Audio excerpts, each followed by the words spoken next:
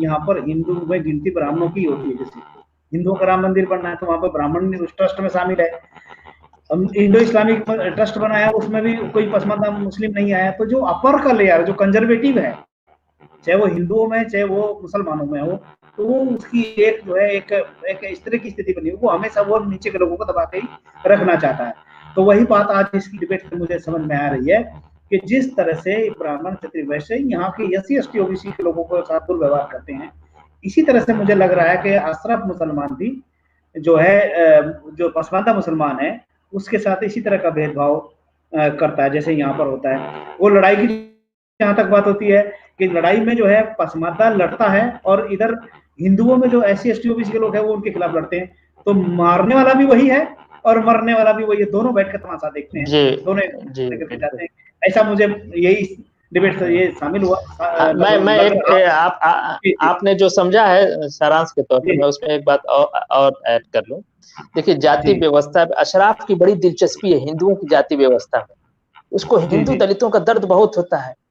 जी जी जी। अभी कुछ दिन पहले जमात इस्लाम, ये क्या नाम, जमात उलमा हिंद ने एक प्रोग्राम चलाया था दलितों को जोड़ने के लिए। दलित मतलब हिंदू दलित, एक प्लेट में दलित के साथ खाना खा रहे हैं।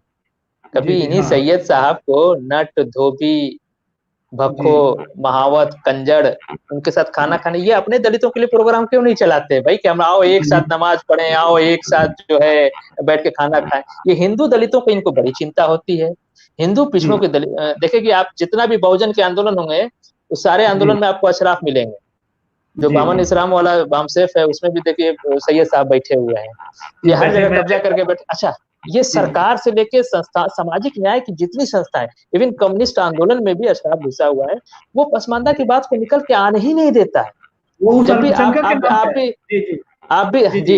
आप भी मुसलमानों की बात करेंगे तो भाईजान को ही सरकार बुलाती है कि भाईजान क्या चाहिए, तो हमारी फोटो दिखाते हैं कि देखिए हमारे फटे टोपी है, इनके घर नहीं है। नट का घर दिखाएगा और जब पैसा आएगा तो अपना घर बनवा लेता है, अपने बच्चों करता है। इंटीग्रल यूनिवर्सिटी खोलेगा तो उसमें सैयदे साहब उसके वाइस चांसलर होते चले आ रहे हैं। कि अभी नया प्राइवेट यूनिवर्सिटी जो लखनऊ में खुली है उसका पूरा स्ट्रक्चर देखे। अलीगढ़ मुस्लिम यूनिवर्सिटी में एक कोर्ट है जो यूनिवर्सिटी को चलाती है। भाई अल्पसंख्यक यूनिवर्सिटी है तो सिख भी तो हो सकता है उसका वीसी, अल्पसंख्यक है तो पारसी भी हो सकता है, जैन भी हो सकता है। अल्पसंख्यक नाम पे एक बड़ा ढोंग है भारत, वो सिर्फ अल्पसंख्यक नाम पे सारा का सारा मलाई अशराफ खाता है। हाँ, कुछ राइट विंग हिंदुओं को लगता है कि मुसलमान खाता है, वो थोड़ा सा मिस करते हैं। जी जी। भाई जैन को, पारसी को, सिख को नहीं दिखाई देता है, मुसलमान दिखाई देता है। वो समझता है मेरा भी फैयाज अहमद नाम है, सैयद उनका सैयद फैयाजुद्दीन नाम है, तो वो कहता है कि भाई ये तो एक ही है। लेकिन वो सब अशराफ खा रहा है जो मुश्किल से 2.25 करोड़ के आसपास है, जिसकी संख्या जो मतलब जो है 10 टोटल मुस्लिम का भी जो है 10% होते हैं या 90% पसमानदा है, आप समझ लीजिए। 1.5 करोड़ 2 करोड़ के आसपास इनकी ज्यादा संख्या नहीं। लेकिन पूरी पैरेलल हुकूमत चल रही मुस्लिम पर्सनल लॉ बोर्ड की। मुस्लिम पर्सनल लॉ बोर्ड, देखिए इसका जो गठन हुआ, मुस्लिम लीग का जो प्रभाव खत्म हो गया, देश बंटवारा चला गया, तो इनके पास कोई ऐसा मंच नहीं था। मुस्लिम लीग के जरिए से ये कांग्रेस से भी और अंग्रेजों से भी अपना तुष्टीकरण कराते थे। मुस्लिम तुष्टीकरण अशराफ तुष्टीकरण है।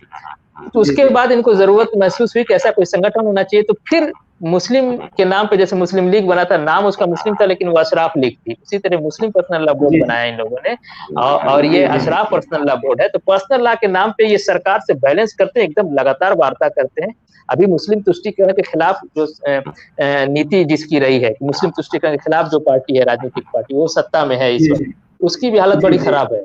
वो भी अब कांग्रेस की तरफ मुस्लिम तुष्टीकरण के नाम पे अशराफ तुष्टीकरण के, देखिए सैयद साहब राज्यसभा जा रहे हैं, सैयद साहब उत्तर प्रदेश में जो है मंत्री बन गए हैं, उनको भी सैयद ही अच्छे लगते हैं। जो गोरा चिट्टा होता है, जबान बहुत प्यारी बोलता है, उर्दू बहुत अच्छी जबान है साहब, हमारी भोजपुरी खराब होती है, तो वो भी उन्हीं को अच्छा लगता है। गोरा चिट्टा होता है, शेरवानी पहन के टोपी लगा के आता है, हम तो धोती पहने रहते हैं, पजामा पहने रहते हैं, तो वो समझ में नहीं आता। जी जी जी। अच्छा, एक सवाल हमारे साथी जो चैनल्स पे व्यूवर्स हैं वो देख रहे हैं, वो कह रहे हैं कि अभी मैं जो है, वो कहते हैं कि 2 संगठन मोहम्मद साहब के थे, एक का नाम कुरैश और एक का नाम जो है अंसार, तो इनका क्या मतलब है? वो आंसर के रूप में जाना चाहते हैं। हालांकि विषय से विषयांतर चीजें हैं, लेकिन फिर नहीं ठीक है, बिल्कुल जाने। देखिए जानने का आप जो जिस जनजाति से मोहम्मद आते थे सल्लल्लाहु अलैहि वसल्लम, वो कुरैश था। और हमने बताया कि अरबों का जो जनजाति, जो कबीला है या जनजाति जिसे हम लोग कहते हैं, उनके नाम जो है ना व्यक्ति के नाम पे, कुरैश एक व्यक्ति का नाम था, कुरैश के दो बड़े संप्रदाय थे, बनु हाशिम और बनु उमैया। बनु के मतलब बेटा के होता है, यानी उमैया के लड़के और हाशिम के लड़के और हाशिम के लड़के। और अंसार जो था लफ्ज है, अंसार एक अरबी का शब्द है जिसका मतलब होता है मददगार। ये जब मक्का की तरफ मदीना की तरफ के रहने वाले दो बड़े जनजातीय कबीले थे, उवैस और खजरज। इन लोगों ने इस्लाम की बड़ी मदद किया, इसीलिए मोहम्मद सल्लल्लाहु अलैहि वसल्लम ने इन कबीले का नाम, एक कंबाइंड नाम अंसार रखा कि ये अंसार है। अंसार बहुवचन है अंसारी का, उसका एक वचन अंसारी होता है। तो इसीलिए देखेंगे आप, अंसारी अपर कास्ट की टाइटल है। ये जमीयतुल मोमिनीन या मोमिन कॉन्फ्रेंस जो आसिम बिहारी के नेतृत्व में चली थी, उसने इस टाइटल पे कब्जा कर लिया। आज अंसारी का मतलब जुलाई होता है। इसलिए आपसे भी लोग पूछ लेंगे भाई आपके यहाँ जो राष्ट्रपति थे वो तो जुलाई थे, तो आपको बताना पड़ता नहीं नहीं साहब वो तो मिल्की थे। तो ये अशराफ टाइटल थी, लेकिन जुलाहों ने इस पे जो कोरी जात थी जिसको अशराफ ने जुलाहा कहा, ये फारसी का शब्द है। अशराफ की भाषा फारसी थी, सरकारी भाषा, तो जुलाह लफ्ज ज्यादा मशहूर हो गया जो है। वरना ये कोरी उत्तर प्रदेश और नॉर्थ इंडिया में कोरी, उधर बंगाल में चले जाते ताती कहे जाते हैं।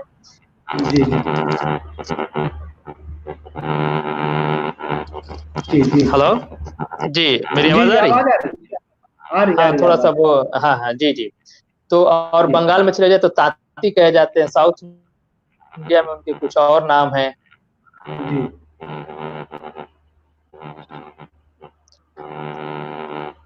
जी मैं माफ कीजिएगा, थोड़ा सा नेटवर्क की प्रॉब्लम।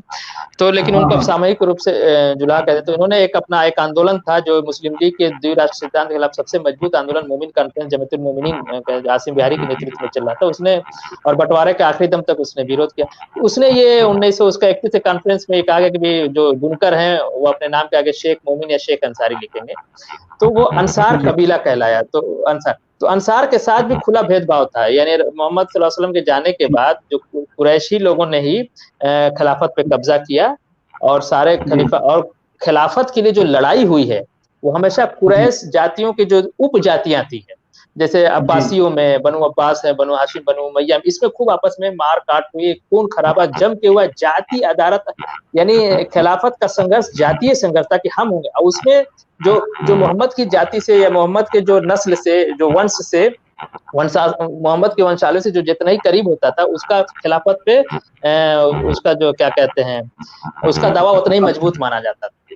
जी तो मैं समझता हूँ उनको बात समझ में आ गई होगी। अंसार कबीले थे, वैस और खजरत को अंसार कहा गया। हाँ ठीक है। और ये लिख रहे हैं कि हम जो है समझते हैं कुरैश माने भलाई और अंसार माने भी भलाई होती है। जो भलाई करने वाला होता है उससे जो है मतलब जो कल्याणकारी काम करने वाला होता है, तो शायद मोहम्मद साहब ने भी कोई कल्याणकारी काम किए होंगे, सोशल वेलफेयर के काम किए होंगे, तो इसलिए उन्होंने उनका नाम रखा होगा। नहीं उन्होंने इस्लाम की मदद की, मोहम्मद की बहुत मदद की। उनका जो आंदोलन था उस आंदोलन में उन्होंने बहुत मदद किया, और वो इतिहास में देखेंगे वो एक अलग से चर्चा का विषय। उन्होंने इवन अपनी बीवियां तक को तलाक दे दिया अपने दूसरे जो मुहाजिर जो उधर से आए थे। ये अंसार और मुहाजिर का लफ्ज चलता है। जो कुरैश थे वो चूंकि मक्का से हिजरत करके आए थे, मक्का से माइग्रेट करके आए थे, इसलिए उनको मुहाजिर कहा जाता है, इनको अंसार का। जो कुरैश और जो मक्के के दूसरे जो ट्राइब थे, जो दूसरे जनजातियां थी, तो ये दो पे बात चलती। थोड़ा सा ये धार्मिक इशू हो जाता है, इस पे खैर उन्होंने पूछा है, जानकारी होनी चाहिए जो मुझे जानकारी होनी, क्योंकि साथियों जो है जो इस डिबेट को सुन रहे, जो सवाल पूछ रहे हैं मेरे साथी, मैं उनसे निवेदन करना चाहता हूँ, आज हमारे स्क्रीन पर नंबर चल रहे हैं, उन पर व्हाट्सएप पर अपने सवाल भेज सकते हैं, फिर आपका जवाब दिया जाएगा। लेकिन इसका भी इशू अलग होगा। आज का इशू ये था कि सामाजिक, सांस्कृतिक और राजनीतिक भागीदारी से वंचित है, और आपने पहले ही इस बात को क्लियर कर दिया था कि भागीदारी की बात हम तब करें जब भागीदारी हो, जब कहीं कुछ है ही नहीं। और इस पूरी डिबेट से भी क्या सिद्ध हुआ। तो मैं अब इस कंक्लूजन की ओर आपसे सुनना चाहता हूँ कि क्या कंक्लूजन आज हम अपने दर्शकों को दे सकते हैं कि एक पूरी डिबेट कर रहे हैं, क्योंकि दो साथी हमारे नहीं जुड़ पाए, क्योंकि तो आपको अकेले बोलना पड़ा।